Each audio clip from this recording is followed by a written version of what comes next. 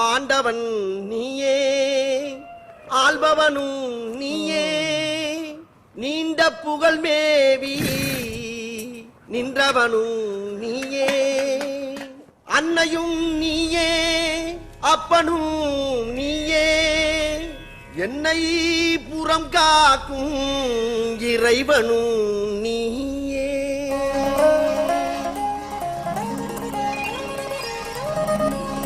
என் அன்பு தந்தையே, உங்கள் புத்திரனாகிய நான் மாவீரன் அலெக்சாண்டர் போல், நெப்போலியன் போல், சாம்ராட் அசோகர் போல் மகா பெரிய சக்கரவர்த்தி ஆவதற்கு ஆசீர்வதியுங்கள் தந்தையே, ஆசீர்வதியுங்கள்.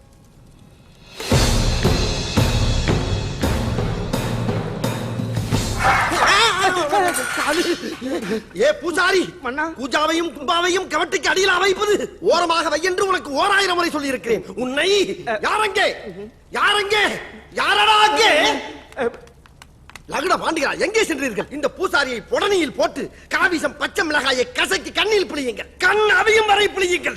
இழுத்து செல்லுங்கள். என்னை மன்னித்து விடுங்கள். போடா. என் அன்னையே, இறை வடிவமே, 8 மாதத்திற்குள் என்னை ஈன்றெடுத்த வீரத்தாயே, என்னை ஆசீர்வதியுங்கள் அம்மா. மகனே, ராஜராஜ 23ஆம் புலிகேசி, நீ நீடோடி வாழ வேண்டுமடா. நன்றி தாயே, நன்றி. ஆனால் மகனே, அம்மா, நீ சிம்மாசனத்தில் அமர்ந்ததும் உனக்குள் ஏற்படும் மாற்றங்கள் தானடா எனக்கு கலக்கம் தருகிறது. என்ன தாயே செய்வது? நாடாளும் அரசன் என்றால் சும்மாவா? என் உடம்பில் ஓடுவது தங்களின் ராஜரத்தம் அல்லவா? வாளும் வேலும் என் 2 கண்கள். போர்க்களம் என்பது இந்த புலிகேசியின் பொழுதுபோக்கு. உறைந்த ரத்தம் நான் உறிஞ்சும் வாசம். உருண்டோடும் தலைகள் நான் எத்தி விளையாடும் பந்துகள். இந்த செங்கோலும் கோட்டையும் தாங்கள் எனக்கு கொடுத்த பரிசு. எதிரிகளின் மகடங்கள் நான் தங்கள் பாதங்களுக்கு அளிக்கும் பரிசு. நான் அதை சொல்லவில்லையடா. நேற்று நீ சிம்மாசனத்தில் 1 மணி நேரம் அசந்து தூங்கி விட்டாயாமே, அதைத்தான் சொன்னேன். கண்ணிருக்கும் எல்லோரும் தூங்கத்தான் செய்வார்கள். ஏதோ அலுப்பில் கொஞ்சம் அசந்திருப்பேன். உலகையே கட்டி காக்கும் திருமால் கூட எதற்காக பாம்பு படுக்கை வைத்திருக்கின்றார்? இவ்வளவு ஏன் ராஜராஜ சோழன் கூட போர்க்களத்தில் குதிரையிலே தூங்குவாராம். நிறுத்தடா.